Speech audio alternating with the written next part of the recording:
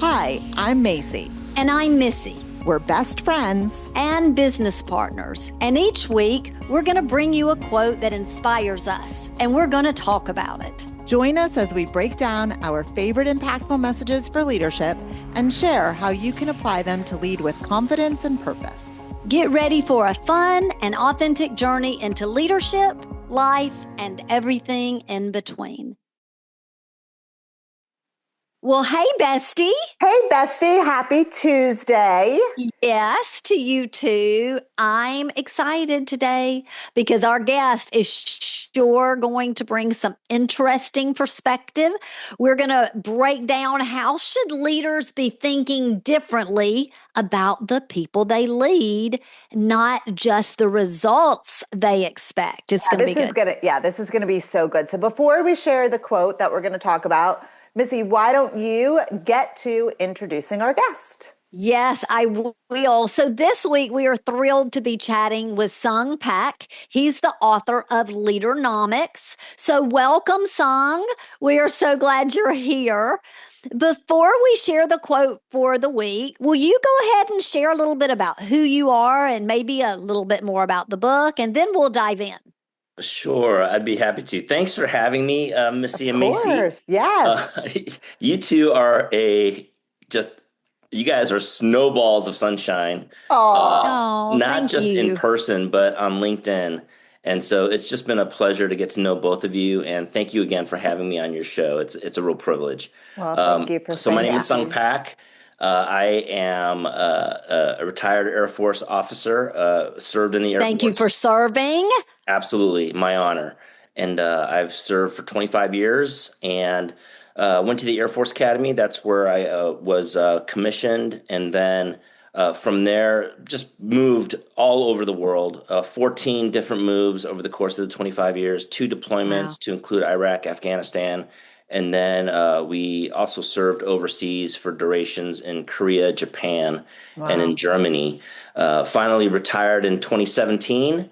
Asked my wife after she moved along with me for all of those years, you get to choose, honey. And she picked San Francisco. And I said, can you pick somewhere cheaper? And she said, you shouldn't have asked.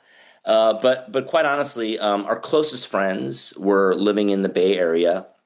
And so when it came time to finally retire, more than thinking pragmatically, our hearts were inclined toward who do we want to do life with and who do we want to be in community with? That's such an important question. It is. It really is. It really is. And we had teenage children at the time, 3 children.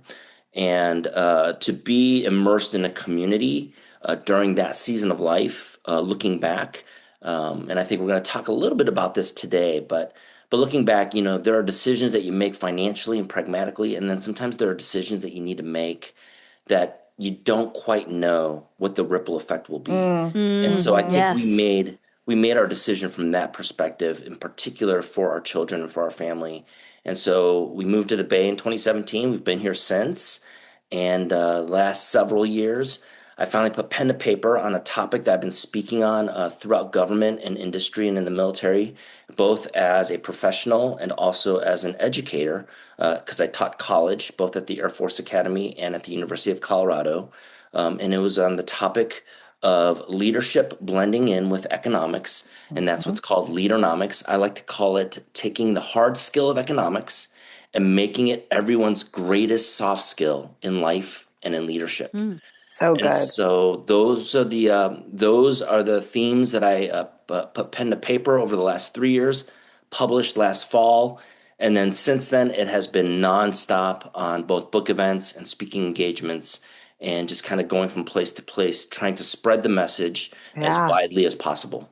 I love it. And congratulations on all the success. So we chose a quote that we think is perfect for you. It was penned. I don't know if that's the right word. We always say it was penned by. So it was penned by Warren Buffett. And here is the quote: price is what you pay.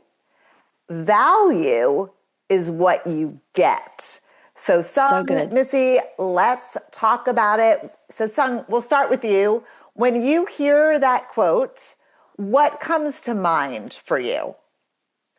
That quote, I love that quote because it can be perceived in such a number of different ways. And again, because my background is in economics, when we talk about it in economics, we always look at things from the perspective of marketplace. And very simplistically, when people talk about price and value, price is what you see, right? Price is the number, the metric. Even I'll go so far as to say like the KPI, the things that we tend to immediately, visually, tangibly want to take hold of because it's quite visible. And value is much more subjective.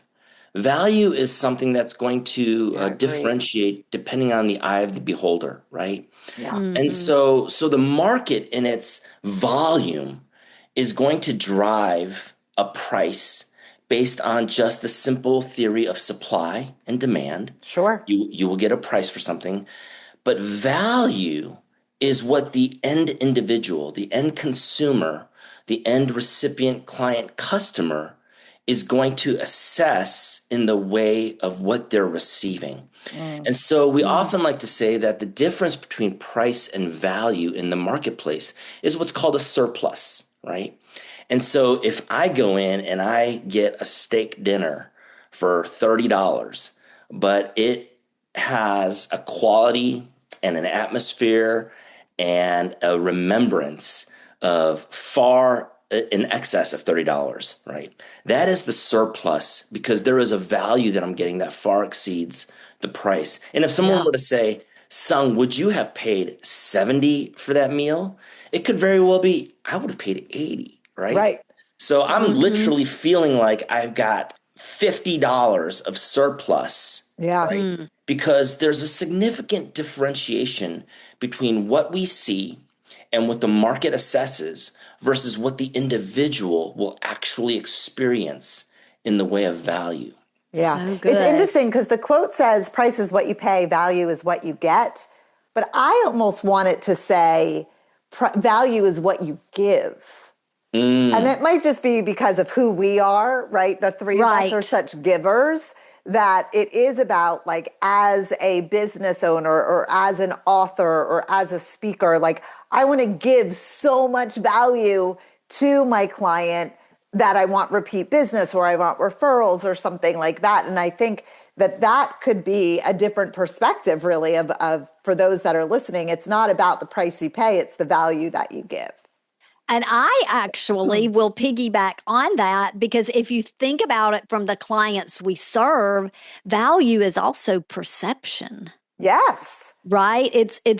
They perceive the value. They make it up in their mind based on past experiences, et cetera. So well, I mean, there's a lot of ways to look at it. Yeah, sorry. I mean, going to Seung's example, like he goes and he has a $30 steak that he would have paid 70 or 80 for. I could go to the same restaurant. Someone could ask me the same question and have a completely different experience. Right. And I could say, I can't believe I even paid $30 right. for that. So it's interesting. Okay. So, Missy, go ahead. So if I could add, so you said something about perception, right? And the notion of perceptive value. And that's so important when we talk about price and value, and in particular when I address it in the way of leadership and leadernomics. One very simple example I like to say is, again, price is something that's driven by the mass marketplace. Yes. And so it's amazing to me how often, right, we will evaluate labor from the standpoint of pay, from wage, from salary. And the key distinction is that price is, in fact, the objective measure by which the market has said this is the value for perhaps that skill in the current marketplace, for that level of employment, for that level of pedigree, for that resume. And so we evaluate based on the market assessment of supply and demand, you get a salary. And more often than not, you end up getting people who aren't stovepiped, who aren't mechanized necessarily into that price, into that salary. For example, you and Mayce both said that you are of this mindset of giving Yeah, value. adding value. Yes. Adding value, right? And so what often happens is that we see this salary, or we see this $20 an hour for your labor. And any manager, any leader, when they go back to this notion of perception, if they get fixated on the perception of price, if they get fixated on the perception of salary, and they begin to perceive their people from that lens primarily and solely, and then they wonder, why am I not getting more from them than the price? Well, because people perceive what you perceive. Right.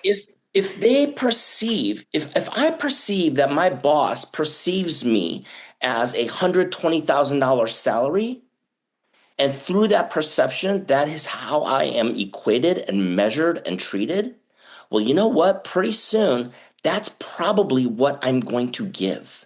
Yes. But if I can perceive them from a standpoint of value, and quite honestly, from a measure of human value, well, what is the measure of human value? It's limitless. Yeah. Because we're For sure. because we're getting into places of inherent priceless value. Yeah. When we talk about human ability, human ingenuity, innovation, creativity, risk-taking, courage, all of the things that a KPI cannot measure. And so if you only see them through the lens of $20 an hour, you're probably going to get $20 an hour. That's Yes. right. Yeah. But if you can begin to see them from the lens of perceptive, inherent, priceless value, oh boy. Yeah. Yeah. Watch out. They'll feel that. Right. They'll feel that. And then what may you get? I have no idea. Well, let me ask you this, kind of going along this line of value and human value. Obviously, you may have listened, or listeners, certainly you've listened and you've heard Missy and I say before that connection is the core of leadership, right? We believe that in our grit, in our core. It's something we teach, it's something we preach. So when you're talking about this value, this human value, Seung, what do you think happens to a team when they feel like they're valued only based on their output, like only based on what they're giving back to you? I know it's kind of along the lines of what you were just talking about, but maybe go a little bit deeper. Like what happens when someone's like, I'm only good for the job that I'm in, the role that I'm in, that kind of thing. Yeah, so I think when leadership or management views them from that lens, it becomes, once again, this notion that I am an input to production. I am an input called labor, right? Yeah. It basically impersonalizes, makes it very transactional, almost to the point where it's a slippery slope toward what I call, in the worst extent, a commodification. Yes. Yes, absolutely. Of the human being, because now what you are is you are just one more commodity, one more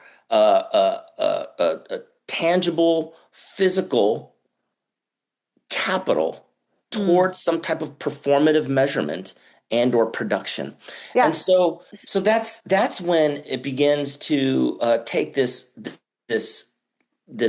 culture begins to change. Yeah. Because now the culture is the sense where we're not working among a group of human beings, but we're working among a group of human doers. Yeah. Yes. And here's what we also see, and we see this all the time, Miss, I know you'll agree with me, is that someone's not going to go the extra mile if they feel undervalued, not valued, or like a commodity, like Seung is just saying. Like, you're not going to get me to show up late if I feel like you don't value the work that I do when I'm there. There's no way I'm going to do extra things for you. Right. I'm going to say, not part of my job description, right? And that's actually where I wanted to ask Seung, like, what would you say that leaders are missing?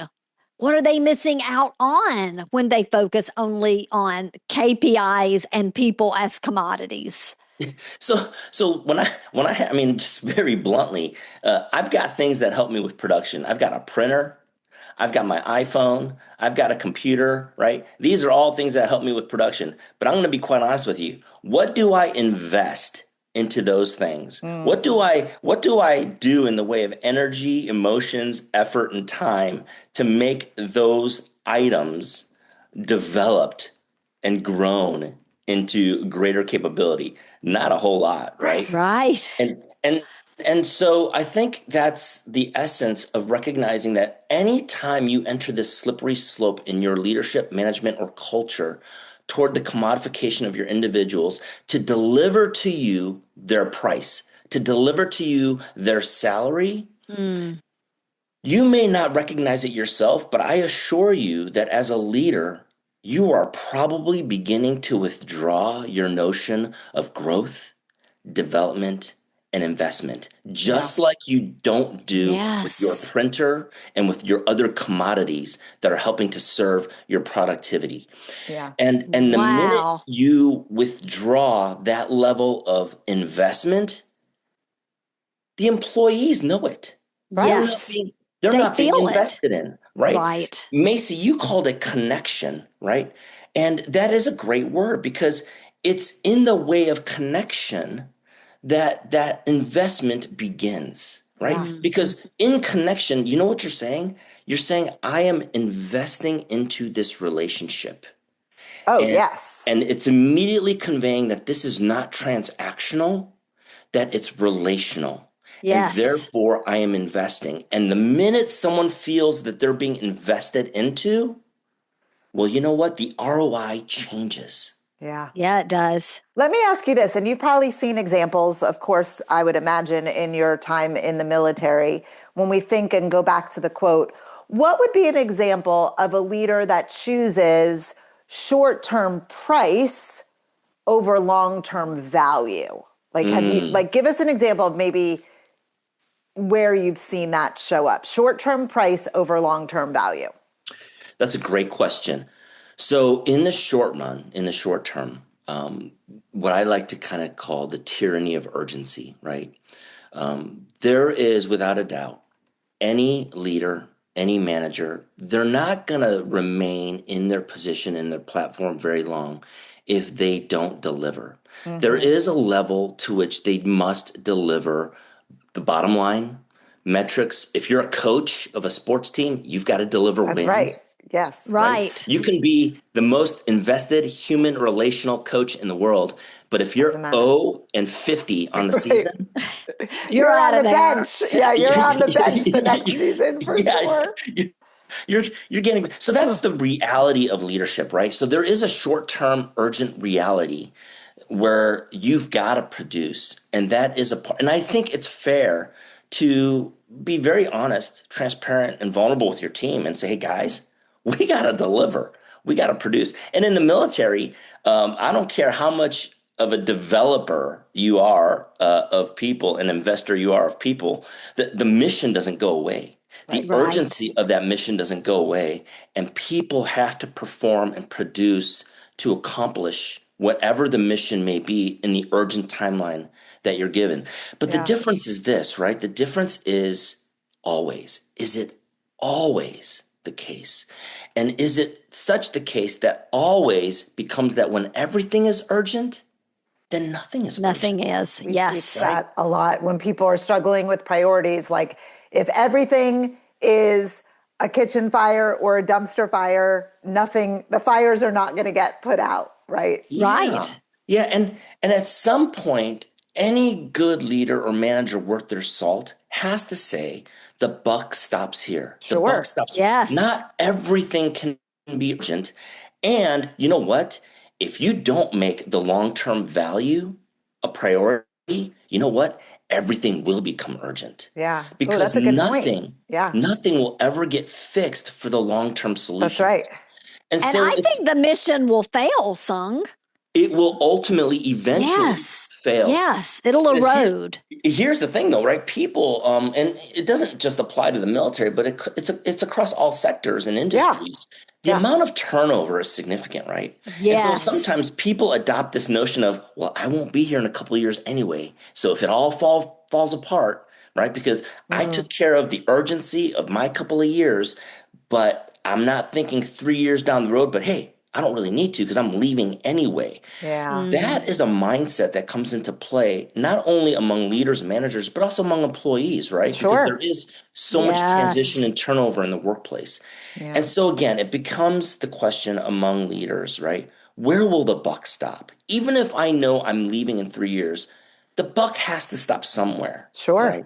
Yeah. And that is what I could call the leader who's willing, like you said, Macy, earlier, to give, to Yeah. sacrifice. Yes. Yeah. Even if Yes. that Oh, means wow. that my performance and my team's performance might slow down for a season because I'm investing long term, that is the kind of leadership that understands the difference between price And value. and value. Yeah. Yeah. And the Son, we likelihood always is, oh, say, go ahead. I know you're going to say it. So go we ahead. always say, slow down to go Yeah. fast. That's, of course, Absolutely. Slow exactly what I was down, going to say. value your people so that they are producing and they are showing up in ways that are going to help you meet the mission. Yeah. Yes? Absolutely. 100%. Yeah. Wow. 100%. So good. Yeah. So Well, And I good. have to say, go ahead. Go ahead, I son. was also going to say, too, in the military, like, in the private sector, people, are creatures of incentives. We're motivated by incentives, right? Sometimes the incentives are soft incentives, and sometimes they need to be hard incentives.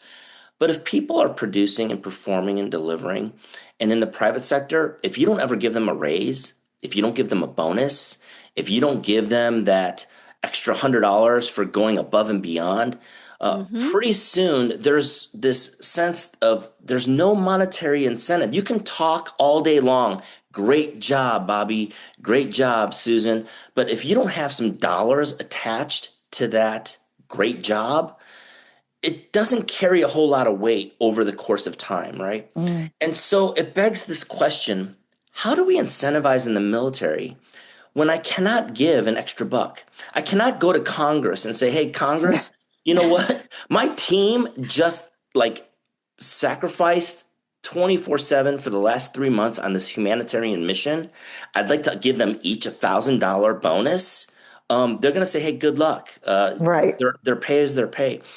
And so it begs the question, how do I incentivize those in the military when I can't give them an extra dime for Mm. constantly going above and beyond? And I'm going to need them to not only go above and beyond now, but I need to have them go above and beyond again tomorrow. Yeah. Well, we always say, Sung, it comes back to you have to know your people, right? That's where the connection part Yes. comes in and really know what motivates them. Because, yes, I think you're right. I think a lot of people feel like money motivates everyone, or maybe someone is very highly motivated by money, but they're also motivated by something else. So Yes. sometimes it's just like, what is that something else? And you have to know what that is. And it doesn't always have to cost you, but it will add value to your people. Yes. So there you Yes. go. Well, I And think, oh, go ahead. Did you have one more thing you want to so add? I gotta conclude Yeah, what go you're ahead. saying Yeah. because that's exactly it. That going back to connection, going back to relationship, going back to finding out, taking the time to know your people, to know what motivates them and what Yes. incentivizes them beyond that extra pay or beyond the monetary. That in itself is a manager and a leader giving of themselves to that person. And Yes. so what I like to say is I can't give you an extra $100, but I can give you me. I can give you Mm. my attention. Yeah. I can give you my ear. I can give you my time, and I can give you my recognition. And I can do this, give myself. And you know what? When leaders give themselves, that is a priceless Yes, it is. Absolutely. value It that they're giving Absolutely. absolutely for is. Yeah. priceless effort. So Yeah. That's the good. gap. Yeah. Yeah, it Well, is. I think it's a great time to talk about our big takeaway for the week. So, listeners, if you only take one thing away from this week's episode, let it be this: people are not a line item, they are a value driver.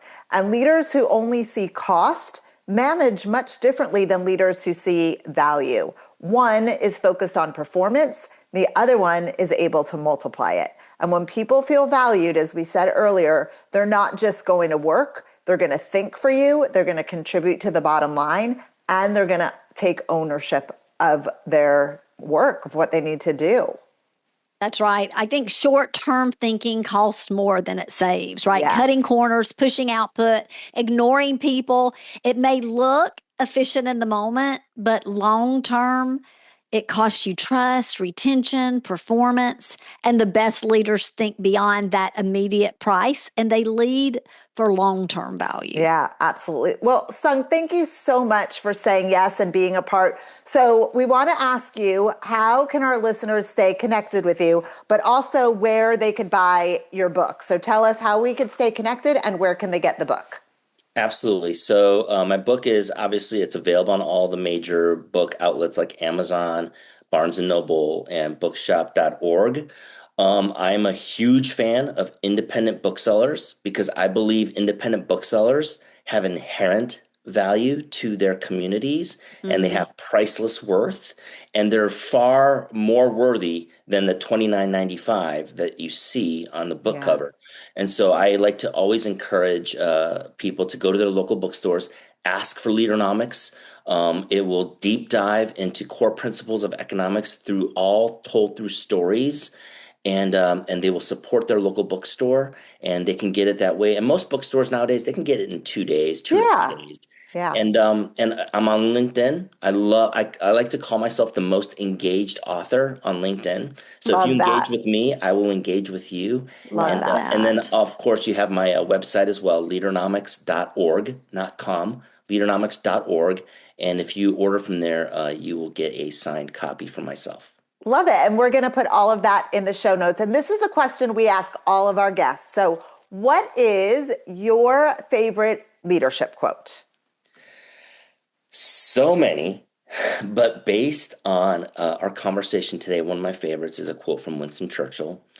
And it goes like this: we make a living by what we get, but we make a life by what we give. That is that's perfect so and perfect for today's episode. Yes. So thank you so much. Oh my goodness, Seung, it's been such a pleasure. We loved hearing about you and your leadership quote. And we have to ask our listeners, do you have a favorite leadership quote? Send it our way, and we just might spotlight it on a future episode. We'll be back next week with another quote and more leadership insights. And you know what we're going to do? We're gonna talk about it. Bye, Bye, Seung. Thank you so much. Bye, bestie. We want to thank you for listening. If you're enjoying this podcast, please show us some love by clicking the 3 dots to download the podcast. Leave us a 5-star rating on your podcast app and talk about it with other leaders to help them find the show from any of the major podcast apps. We'd love for you to follow us on social media too. Mpactful with an M _ messages on Instagram and Mpactful Messages on LinkedIn.